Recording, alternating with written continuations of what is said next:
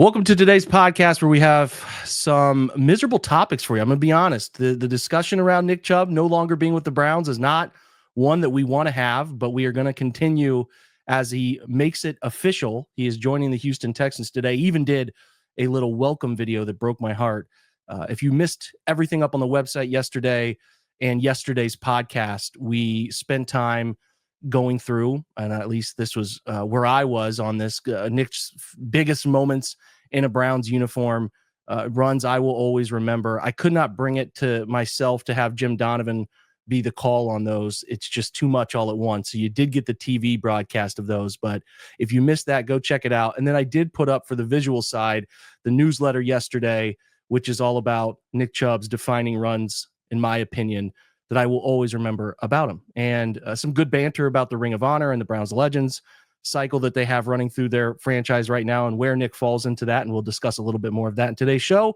And also which players belong in the post-99 shrine. It's not a very long list, I'll tell you that much. So check that out if you missed it yesterday. We have a great show today. Peter Moses joins me. We're going to talk about Nick, and then we're going to talk about Aaron Rodgers to the Steelers and the potential time bomb that could be going on in Pittsburgh as we look at how they navigate an interesting season for the AFC rival. And then we know we will talk about the Bengals and Ravens at various points throughout today's show a little bit, and then into the next month and a half. We're getting closer to football season than we've been. We got a great show today. Stick around, join us.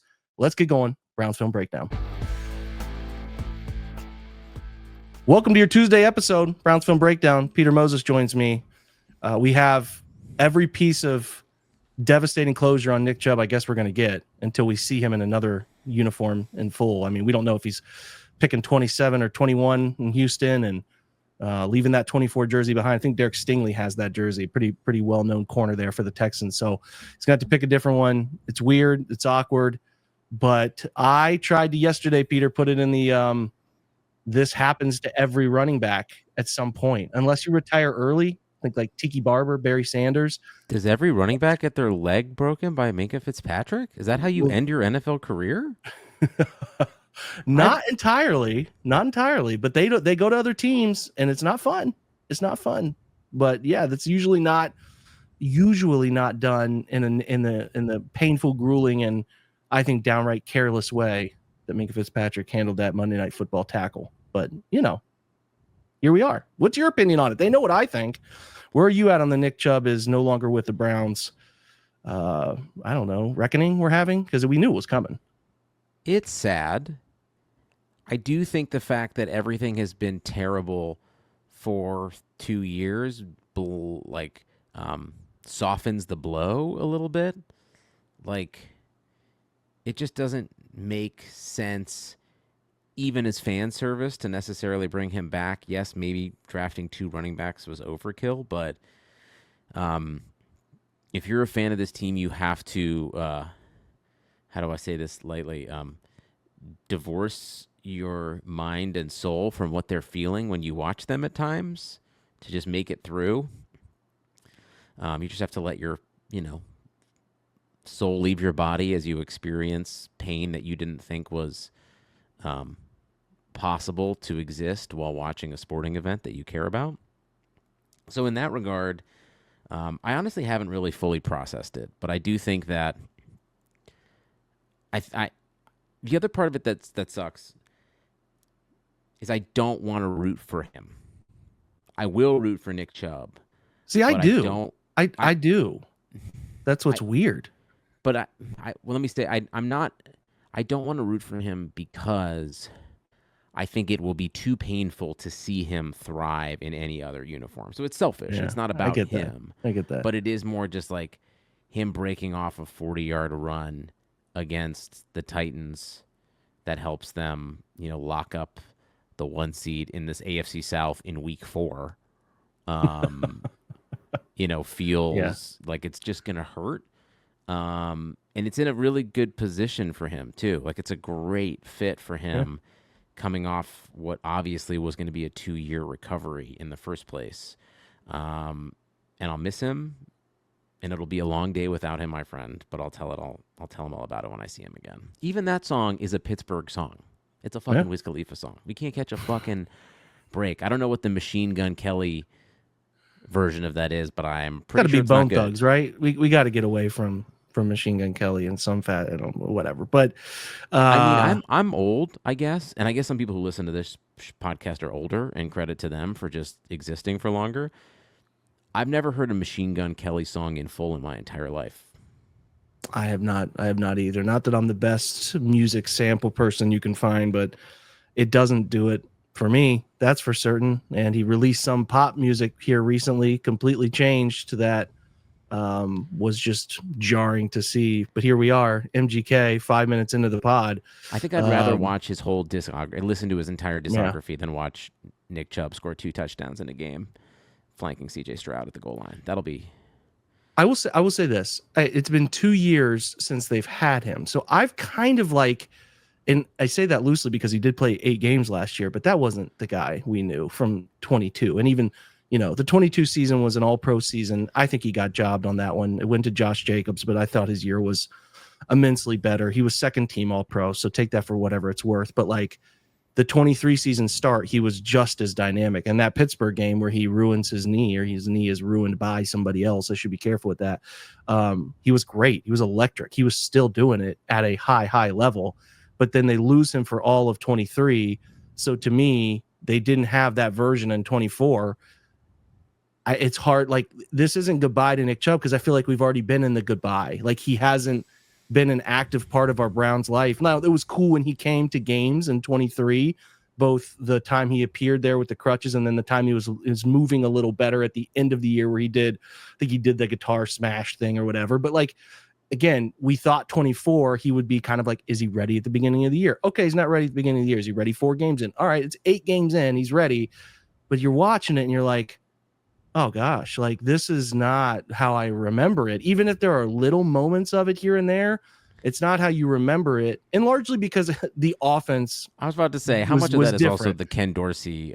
It was some of it. There's no doubt. There's no doubt that the guys weren't playing that well, and the season had already sort of defined itself by the time he came back, and all of that. But there, like I said, there were moments, but you didn't see the burst that made him special, the burst that allowed him to bounce off of players and create yards over expected and all that. So while I miss him already, I like miss watching and I alluded to this in the newsletter, the way he created things out of thin air, turned the ordinary into magnificent. Only really Miles has done that. And there were times in peak of Joel Bitonio's 6-year run where he would do stuff where you're like, a guard shouldn't be able to do that. He shouldn't be able to bump out the tackle and do what he did in Green Bay that magical night when he had to do that. Like, that stuff with Bitonio was there too. And Denzel has some of that stuff, but really Miles is the most the closest thing because I started when Joe Thomas retired. Like, Joe Thomas tore that tricep when I first got into really watching Browns tape in 2017 closely. That's how, like, it just feels like a lifetime ago. But like, he does stuff that you're like, in the closest I've always pulled around with Miles and Nick to Cleveland style is like LeBron on a level. Now LeBron is obviously at the top of his profession, but like, these guys do the things that you think are gravity defying, or it defeats the physics of what should be done. And Nick had a lot of that to his game. And obviously we're excited to see them rewrite the running back room, and Q and Dylan should be fun. We hope they're fun. But it's like, with Nick, I'm like, I've been saying goodbye for what feels like since that Monday Night Football game where we all went on the show way back when. I don't know if that was at a different site back then, but like, it was just a aura of depression because you knew it. You could see it. The knee broke. The knee should never do that. And it was the same knee to which he did something that the knee should never be done back at Georgia. And you're like, this is kind of it, man. And it comes to reality. I think the bigger thing that hurts for Browns fans is that there's a finality to every NFL career. There's a finality to everything. And rooting for Nick Chubb and watching him was awesome. And he made so many incredible plays and so many incredible runs, and was just a pleasure to watch. But it's also, when it's over now, there's really almost nothing to show for it. That's what I was going to ask you. Is this a compound effect of we went 1-31 and we were supposed to get this thing that has really resulted in one half crowd, whatever, a quarter of a crowd, Pittsburgh playoff win in the wild card. Maybe that's good enough to some people. I don't know. But that's so long ago now that you're talking about one playoff win from 18, his arrival, to 25, his departure. And that, and it's, you know, you layer that up with, you know, Baker's departure and some others. And obviously Denzel and Miles are the pillars are still here, but it is probably like all of that layered together of like, this was supposed to be more. And when Nick is gone and some of the others realities, it's like, oh, this is all it might have ever been for that. We convinced ourselves that 1-31 would bring us this salvation, right? Well, in some way, them winning that playoff game against the Steelers was a miracle and as awesome as it was. I'm not even going to say it's in the ballpark of the Cavs in 2016, but Right. for the depths and the depravity of what being a Browns fan has been, there is definitely some of that. But I just think about it of him kind of getting reintroduced to wherever Huntington Field is in 2030 and being like, he ran for this and he was in the playoffs a couple times. One time he was on the IR. It's Nick Chubb. Like, it's like, is that, that's just like, and until you win, like it, and I think that is also the really hard thing about them blowing this all up and with Baker and all that stuff is like, you see it with the Cavs right now, like it might not be the right thing and they might trade Garland, but they've also had patience. Yeah. And I think the Browns through ownership, through leadership, have no chill because we don't know. We're Ricky Bobby with our hands. We don't know what to do with any form of success. So it's just sad that it's over. And I think seeing him in a Texan uniform is going to make me sick. But I also am just going to choose to ignore it for most of the summer. Some of it is like the Texans are the direct benefactor of all the Browns' mistakes in a lot of ways, right? Like, you know, we don't have to do any of the Watson stuff, but it's just like those guys got CJ Stroud in no small part because of their situation around Watson and what they had to move up to get Will Anderson. And like, it's just like all of these things have been handed to the Texans. Like, you know what? We have, and this wasn't the Browns' choice to let him specifically go to Houston. It manifested in that way, but it is just that annoying connection between these two franchises that just will not go away, it seems like. They had a really good loss, like we did several years ago with Baker, to the Chiefs in the playoffs. And we'll see. This year feels like it feels like how the Texans do this year is going to cement a lot of hindsight about the trade and all those things. And Chubb being there is not ideal. I don't love that. Doesn't make me feel good in my body. But here we are, you know. Here we are. We are Browns fans, and as we'll talk about, like part of for me being a Browns fan is just rooting for other people's failure. Because if I'm just focused on our own success, then like what do I have to hang my hat on? I'll tell you, nothing. Goddamn nothing is what. Well, listen, we're going to talk about that. We gotta discuss the sleeper agent maybe arriving across the state line and the fun that could come from that. At least we hope. Before we do that, though, I want to talk about what Browns Film Breakdown can do for you. You have listened to this show. You run your own business. There are a lot of exciting opportunities that we are offering for folks who want to prop up your business and use this podcast to reach the earballs that matter. We have plenty of Browns fans across the globe, really, that listen to this show. Plenty in Columbus, plenty in Cleveland, across the state. But as I said, it goes everywhere. This show is as a footprint that it blows me away when I check it out. So if you'd like to get in on that, shoot an email over to jake@brownsfilmbreakdown.com and we can discuss. So now we pivot. Peter, we go over to the potential McAfee, sleeper agent, like I was talking about, Aaron Rodgers in Pittsburgh. And a couple things to set up this question I have for you, because I thought the Derrick Henry thing in Baltimore is going to be a failure. He's now all of a sudden run for 2,000 yards, getting Adam Sandler cameos like a fanboy. Also potentially ended a career of another one of our favorite Browns players. That's also true. I didn't even think of that. I was at that game. I had really good seats at that game. Shout out to my brother's father-in-law. And that if you're watching the video, that whole reality of what you just said washed over my face, that Baltimore and Pittsburgh have potentially shattered, not maybe ended playing career. We don't know what JOK's future is, but We know Nick has come back, but not the same. But yeah, this is that. God, that sucks. That's not That cool. hit was one of the most violent things I've ever seen in my entire life. Yeah, you were field Football or level, not. right? Field level. And as soon as he put his helmet on him, the moment that hit happened, you're like, oh, that's a wrap. It wasn't a nasty hit. I mean, it wasn't like a dirty hit. It wasn't a dirty Yeah. play.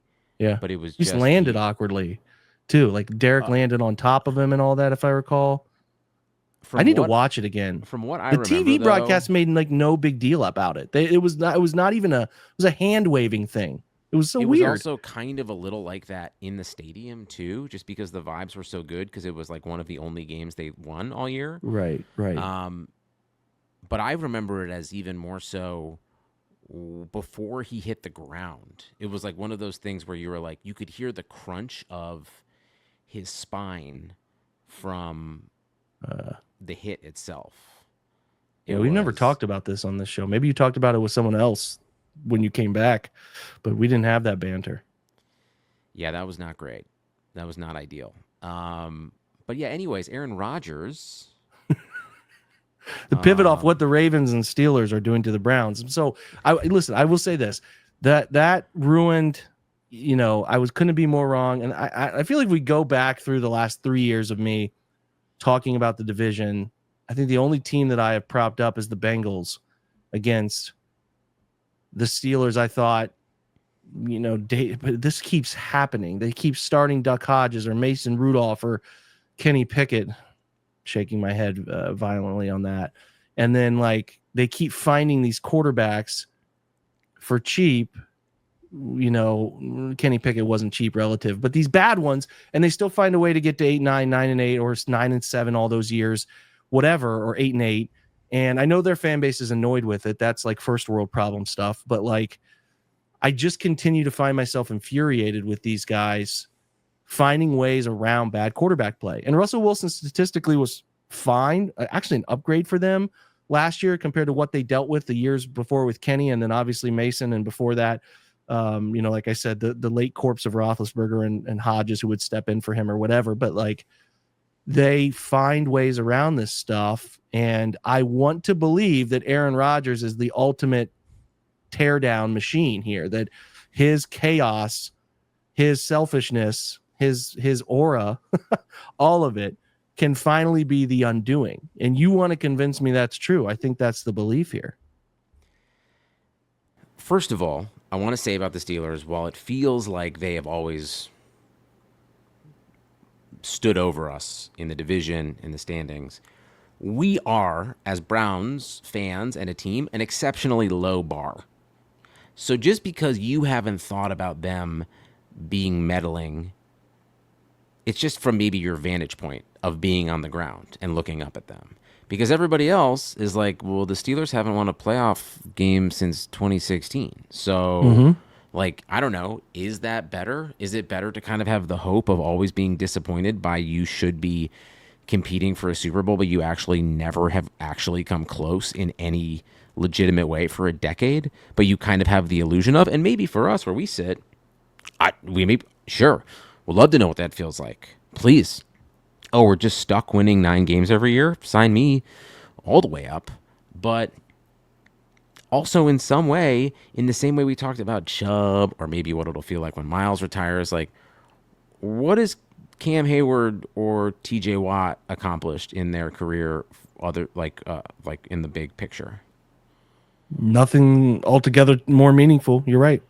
No playoff wins. Maybe Cam Hayward was around for 1 or 2 in like his first couple of years because he's been there for 1,000 years, but nothing of like substantively more relevance. That's just annoying because they're giving us a noogie all the time as the older brother in the division. But I mean, the Bengals went to the Super Bowl at least. The Ravens have won a couple and get close, even if Lamar feels like he's got some big monkey, Mahomes-sized monkey on his back. Or Allen-sized one. So I would just also argue, like, they're not stepping into a situation that is like, it only looks stable because we are Browns fans who have no stability at all. But actually, maybe you've been right this whole time that the Steelers actually have been an empire in decline, and you just haven't noticed it because we're living in a third world country. I think it's fair. I mean, that's certainly fair. And I think you would probably want, from somebody's perspective, I mean, think about the last time Pittsburgh had a meaningful selection. These don't come around for them very often. And that presents itself. So what you have to ask yourself is the question of thinking about Browns records year over year. Think about this, Peter, because I think we do get a little lost in this. The Browns have not been too far off what the Steelers have done recently, starting in 18, Especially where they went last, 7. I was about to say, the last 7 or 8 years for sure. Yeah, 7, 8, and 1 in 18. Now the 6 and 10 season in 19. But that's a game or so away, right, from being at that 500 line. And then 11 and 5, 8 and 9, 7 and 10, 11 and 6. Now last year was a debacle. We all know that. That's the year they seem to avoid. But what's interesting is they do find themselves in this very challenging 20th pick range all the time, where they're trying to solve these things. So the question is, like, would you rather be in that Pittsburgh world where they can't find a losing season, but they can't really find, and I'm obviously not talking about taking the Steelers post Super Bowl I history. I mean, we would trade that in a heartbeat, right? They've had a bunch of success now. People seem to just discredit anything before the Super Bowl as a part of a franchise's history. But nonetheless, I'm just saying, like, the recent stuff, the Tomlin era stuff, obviously he wins a Super Bowl, and that's great, right? That's great. But since then, Steelers fans have been searching, badly. And I think that, if they do bottom out and find that quarterback, then it's a whole reset of what they want to, who they're trying to be, et cetera, et cetera. So I'm with you in the nature of, like, you maybe don't want them to ever get to that point, because then they may find the answer that they desperately need. And it's fun watching them sort of hover at that 500 line and, pretend them to trick themselves into thinking that they're real competitors, and they go on the road to Buffalo in a wild card game and lose by 30, right? That kind of stuff. So it's a different form of torture for their fans. We sit here and we're like, coming off 3-14, we're like, I'd love that. But is that the right place to be in the NFL? That middling journeyman team? I think there's an argument to be had that that's not the best way to go, because you just kind of hum along. And I think that whereas baseball is like getting into the playoffs and anything can happen, football's kind of got a pretty regimented thing here, man. Unless you got one of these guys at quarterback, you usually don't find yourself in those 2 or 3 more meaningful games in the season. I think all of that said, you couldn't give Pittsburgh a better opportunity to finally make Mike Tomlin lose 12 games than pairing him with Aaron Rodgers. You were dealing with you're dealing with the unstoppable force of Mike Tomlin and the absolutely insane ayahuasca-fueled immovable object of Aaron Rodgers, never having any ounce of accountability, being 40,000 years old, not wanting to get hit anymore. Sure, he can spin it, but, like, I'll leave it to you in terms of what he's going to look like with Arthur Smith's playbook coming in the middle of June. And just how he's going to fit in there. Is he going on McAfee every week? Like, Cam Hayward's already talked about how the team was annoyed with the will they or won't they part of this all. Like, there's a lot here for a powder keg that will be, even if the Browns are, 5-12 this year, maybe, best case scenario. Like, we have the opportunity here to really, really, really enjoy something that could go as wrong as it did with the Jets in his first season, where, like, all of a sudden he takes a hit and he's just toast in week 2. And then Mustache Rudolph comes in and is just, they're riding that for the rest of the year to probably, a 7 and 10 season or 8 and 9 season. But right, I think it's more about what it says, where it's like, if this doesn't work, they have some people retiring, they still have some more turnover. Like, at what point are the Steelers fully just never going to be a team that gets out of that 7 to a 10 win space? Do they get sick of Tomlin? Do they let him go? I just think it's like the dysfunction is there. Our dysfunction is just so much more prevalent. We are the couple that gets drunk and yells at each other on the front porch, and the Steelers are the dysfunctional couple that hands out cookies to the neighbors, but you don't really know what's going on. You know what I'm saying? So I just think there's levels of the dysfunction here, and Aaron brings such a powder keg part of this, which could go so wrong. It could be so nice. It could be, man. Maybe, I don't know. Maybe he throws for 3,000 yards in 2014. Oh no, he'll throw for. I don't know. If he gets to 4,000, that's where I'd be like, he'll throw for 3 just because of this nature. If he stays healthy in the team and all that, but it's like, even if it's a 7-10 season, like the destruction he did to the Jets on the way out and how happy they were to be done with it, that's the same thing that you need to happen here. And I will ask you a trivia question. All right, ready for this fun stuff? So the Steelers have not picked inside the top 10 in a long time, a laughably long time. And actually, they have only had a few picks inside the top 15 since the turn of the century.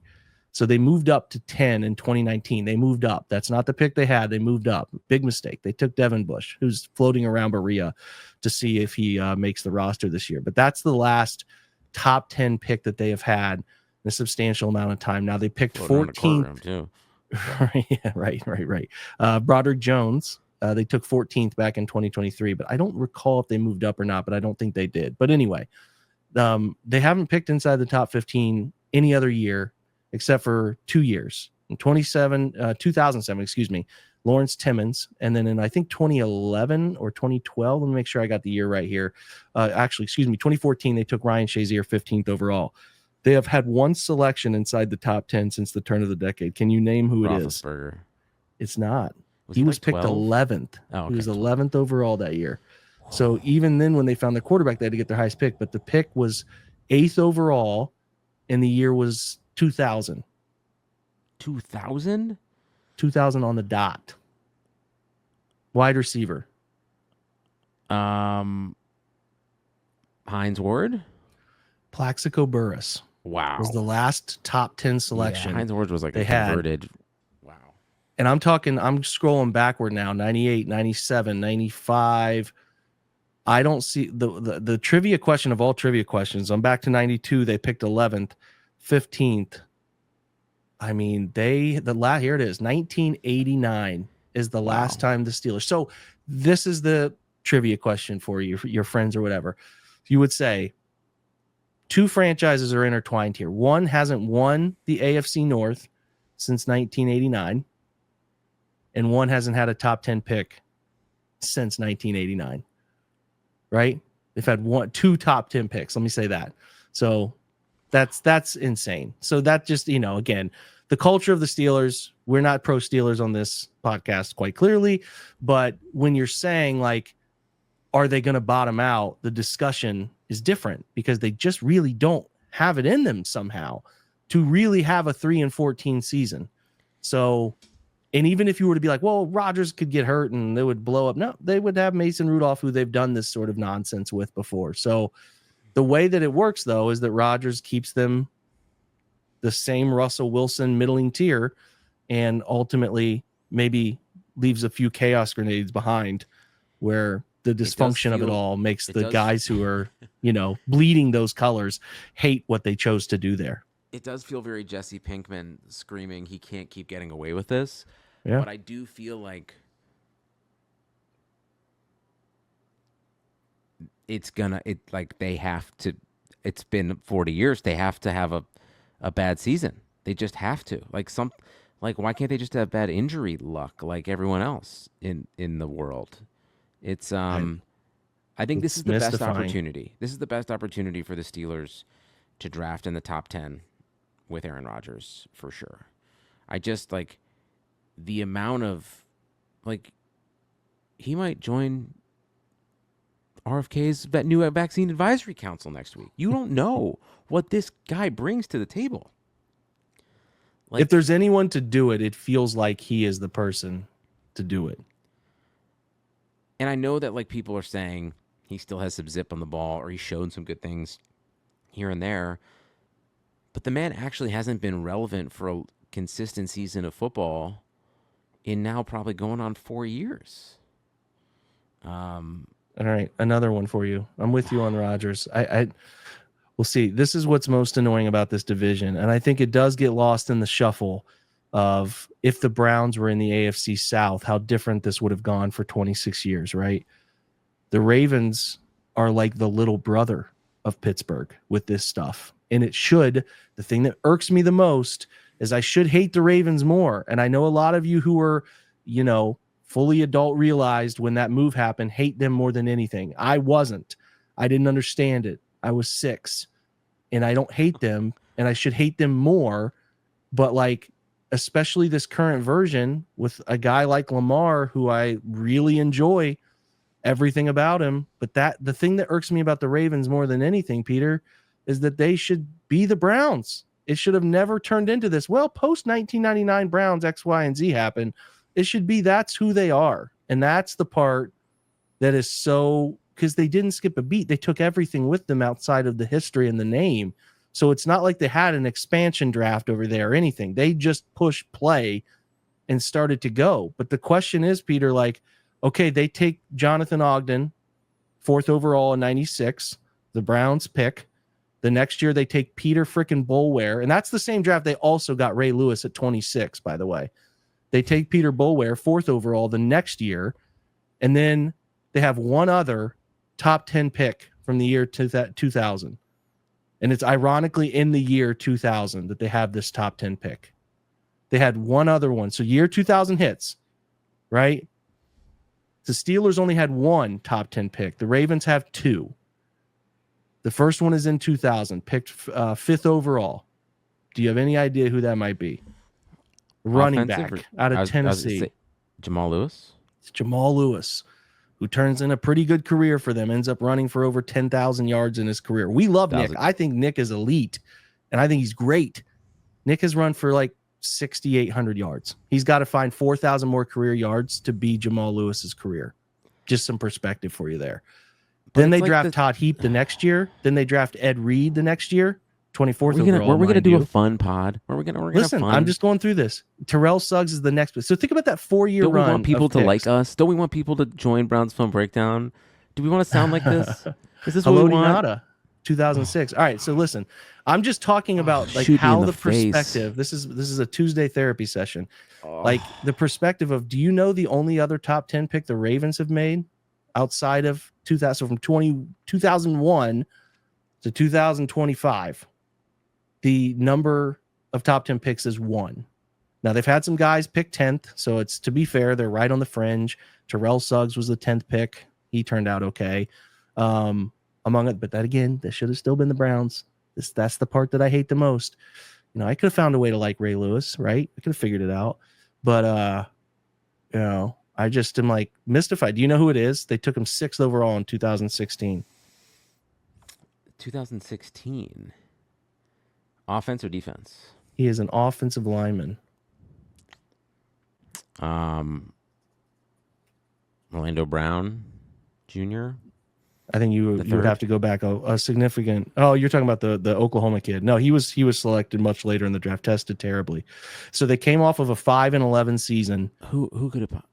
Man, and they found their way. So they also had, they had another 5-11 in 2007. But the difference between the two selections for them is kind of funny in retrospect for like where they ended up in the draft. It's Ronnie Stanley was selected, and he's still there. God. So he's also turned into a pillar of success for them. He's been around forever. So yeah, man, that's they have these bad years. They pick close to 10. Haloti Ngata is the choice. Like, that is the thing about the Ravens that makes me the most annoyed, is that this like should have been just the Browns. That's who they should have been. And well, even to go more granularly, it's that the Browns Hall of Fame tight end has orchestrated their entire 30-year dynasty, basically. That's why it's been so punishing for these fans. And then like you add in the top of the 7-layer dip with the 1-31, and it's like, all right, I can get through this because this is supposed to result in this thing that we're supposed to have. And now we're seeing the result of this thing, and it's not what we thought it would be. And that's the part that circles back to Nick, and it circles back to like, oh, the Ravens decided to take Lamar Jackson at 32. That worked out okay. They ended up taking a tight end, a 24-year-old tight end 12 picks earlier, but they still took a swing on Lamar, and that works out for them. But that's the thing, like the Steelers can get these veteran quarterbacks for way under value. It's I don't know. This has turned into a venting session, but like it's just an incredibly annoying 26 years that we have sat and watched this stuff, and there has not been, other than the years from 18 to the remarkable thing to think about is the 2018 to 23 seasons were the most stable year over year they have been record wise since they've come back. That's incredible. But if they were in the AFC South, Peter, wouldn't this be the Jaguars with some peaks? That's the worst part about the Texans is like they have 3 Cleveland Browns in their division. Yeah. Yep. Like the Colts, I guess, have been their most formidable opponent, but like they're teetering on the edge of absolute blow it upness. I mean, I guess it's hard to say blow it up if you're the Steelers because you're probably going to win 4 to 5 games in the division every year, no matter what. And so you're kind of just, you've got that foundation of like, you're never going to go 3-14 because you're getting, a handful of wins in the division that's probably going to get you to 4 anyways. So, and there's enough dysfunction out there. That's the thing, is the dysfunction breeds dysfunction. So I do at least credit the Browns for saying, we're going to do the only thing we can possibly do, which is just be stable, even if we're bad. So at least there is some consistency. Now, would it be help that if they could draft well? That would be good. Man, it would help if a Josh Allen story, I know they had a chance to take that player. I understand that. But that's the part of the Shedeur Sanders and Dylan Gabriel stuff that we're like, could they have that story? Could they get think about the teams who have been in recent memory run down. The Bills are a fun one to think about because they hadn't had a playoff win since 2003 or something of that nature when they finally figured it out. So it's just like they need somebody to waltz around into the franchise and figure it out. It'll happen. We might be dead, but it'll happen. We can always be dead. Let's be clear. We can always be dead. The saying goes, if you have 2 quarterbacks, you don't have one. Yeah. Well, the Browns have 4. Have 4 quarterbacks, but technically they have 5. That's it. Yeah, that's the thing. How many times in your recent few weeks have you been like, oh yeah, they also have Deshaun Watson? It's like, and to their credit, they've basically like Back to the Future disappeared him in a photograph from this team. Despite his workout videos or whatever, we don't even think about him anymore as it relates to the future of this team. So at least a credit to them there for kind of just burying him into Achilles injury purgatory. But we'll see. I mean, at least this year, and yes, it's sad to see Chubb go, but I think, again, success is a function of expectation, and the expectation that we're coming into is so much lower than the Steelers. The Steelers are like, we need Aaron Rodgers to get us to the AFC Championship game, right? That's the only way, if you're a Steelers fan, you're like, this was successful. What is the percentage you would put for Aaron Rodgers out-dueling Lamar Jackson, Josh Allen, Patrick Mahomes in winter weather in January to get to the AFC Championship game? What percentage would you put that at? Yeah, 5%. It just feels like they would have to be an absolute defense fest. Yeah, it's hard to imagine. So 5% feels right to me. It's not an impossibility, but like it would take some divine intervention here, right? I 5%. Where do you land on that? I think that's right. It's like under 10. Like, you think that like Aaron Rodgers is going to functionally be able to do, if you put Aaron Rodgers in the Ravens playoff game last year with the line that they had and just the offense that they were running and the way that he holds onto the ball or gets rid of it immediately because he's not trying to get hit, I just don't think, I would just say success being a function of, like, what is the percentage you would put the Browns winning 6 games at this year? That's a tough one. 6 games. I'm saying over under 5.5, basically. I don't know what it is. Yeah. I would say like, so 6 games, 40%. I mean, like 35-40%. It's not. I mean, 6 games is not very many with an extended season. So 6-10 is a, you know what I'm saying? Like 6-10, 6-11 is a little different. So I would say it's certainly under. 5.5 is the number. I don't. Is their number 5.5? I'm not I don't even know. I sure if gotta it look. might be. It might be 4.5, but it's not that far off. So like something like 35-40% to me would feel sort of right. But I don't know. You got to tell me what the official number is and stuff like that. I did want to clarify while you look at that. 5.5. That's what I'm seeing right now.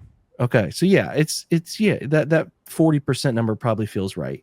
Flacco was picked by the Ravens in 2008. They actually had a top 10 pick that season because they went 5-11, but they traded it to the Jaguars and moved back and collected some other assets and took Joe Flacco. So, the Jaguars take Derek Harvey, who I'm sure you all remember, the defensive end from Florida, and they end up taking Joe Flacco when they moved back. And that's a guy we're still talking about potentially leading the 25 Cleveland Browns. So I don't know. We said we wanted to do 20 minutes. It's turned into a 40-minute therapy session. Okay, but last thing I'd say, though, is like, I think Browns fans would be, okay, even 7 wins. I put 7 wins at probably closer to 15% chance. Like, things would have to. And I would say it would be an incredibly successful season if they got there. That means either Flacco or Pickett has emerged as someone who has provided stability that keeps them in games, and it's been an engaging season, like a little bit more of like a slightly less turnover prone, more consistent Jameis Winston experience, which I think we'd all sign up for. Or one of those guys got hurt or the boot, and you found a little bit of life in a Dylan Gabriel or a Shedeur Sanders, and you feel like you might have something to believe in. Yeah. And that's your option for like 6 to 7 wins. And if you get 3 to 4 wins, you're like, okay, where are we drafting? And like, we did it this year. Let's figure it out. Like, yeah, which Manning child will be bestowed upon us. So it is going to be interesting with that. I think no matter what, the percentage of outcomes that Browns fans will be happier with is exponentially higher than the possible and future implications of the season that the Steelers are about to walk into, especially with Aaron going on Pat McAfee once a week to talk about, whatever he wants to talk about, which is like, doesn't feel very the Steelers kind of way. That's a good way to frame it as we close. It's like the Browns outcomes, you get to 7 wins, one of the rookies maybe catches on late in the year, and you start to feel like, all right, there's optimism for where this is going. Got that Jags pick, could still turn it into something because they might stink. You love seeing the video coming out of any Jags camp with Travis Hunter, which is always like, not great. Yeah, there've not been a ton of great ones. We'll see what happens there. But yeah, you're making a good point. Then if they go 3-14 again, which would not be fun to cover, not be fun to live in that moment. But we could track some rookies and see what they're at, and then all of a sudden you get the right quarterback at the top of the draft, and you never know where it goes. But yeah, to your point about Pittsburgh, it's like, yeah, they get a bad version of Rodgers, a rougher version of Rodgers than last year. You're probably looking at 10, 11 wins. That's a great season for them. But then you're ultimately looking at a second round loss, right? Like that's not a Super Bowl team. It's not a Super Bowl team. So it's a matter of what are their expectations. Like, you know what I'm saying? Loss similar to what they did last year, where like they step on the field and you're like, what are we doing here? Like they could see Burrow, Mahomes, Jackson, or Allen in the first round, or Stroud in the first round. Right. Their pathway to quarterbacks that are not Rodgers, Russell Wilson's, Jameis Winston's is way cloudier than Cleveland's is. You still got to get the right guy. Still got to draft him. Still got to solve it. But like in terms of Pittsburgh becoming who they were with the quarterback that they had this century that dominated for them, they're further than that than they have ever been. They're further from it than they've ever been. And that is not a place I think Steelers fans should revel in. I just don't. I mean, do I like to win 10, 11 games in a year? I would love that. The Browns did this similar thing in 2023. It was fool's gold for them ultimately. The next year we saw. So, yeah, that's a part of this where I'm all very, very interested in like, hey, Steelers 10-7, maybe even won a wild card game somehow, but get your doors blown off in Buffalo or Cincy or wherever. And it's like, all right, that's good, I guess. But are you playing Kirk Cousins in 26? Like, what's your plan? That's where it's interesting. I like the Steelers living in purgatory. Yeah. The purgatory for them is different than Cleveland's, right? It's different in terms of, Cleveland's got the jersey names, the quarterback, blah, but they're in this really like recycled veterans thing. We live in hell. Yeah, no, we do. I'm just saying, like, their hell is still a hell. It's a different layer of it, but like they're in this like post Ben Roethlisberger quarterback hell. They're in the Tommy Maddox era of guys that they can't seem to solve. So couldn't happen to a team I hate less.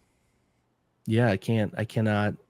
I will continue to watch it, smiling as the flames are behind you. Right, that's it. And Browns fans will tell you you're stupid. They have a bunch of look at the consistency they have, and that's great. That's fine. But the Super Bowl rings aren't appearing there anymore. They're not in a way that they used to have real opportunity to get those. They're not in the real picture either. So there's our Aaron Rodgers Steelers discussion and our Nick Chubb, our send off. We're gonna miss you, Nick. We're gonna miss you, man. All the best, but take it easy at the same time. Maybe don't have like a Frank Gore resurgency. That'd be cool. Could you not do that? But yeah, you could do that. We'd like that for you, but maybe don't do that. Same time. Yeah, this is the problem. Is like, again, Nick, I wish you well, but also it'll break me. So just do it at a different. You could just always be playing when the Browns are playing.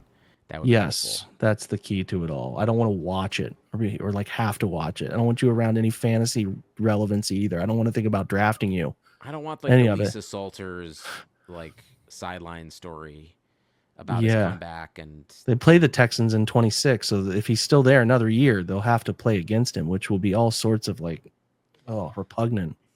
I don't want to do it. We don't want it. That's a podcast. Peter, thanks for joining me, man.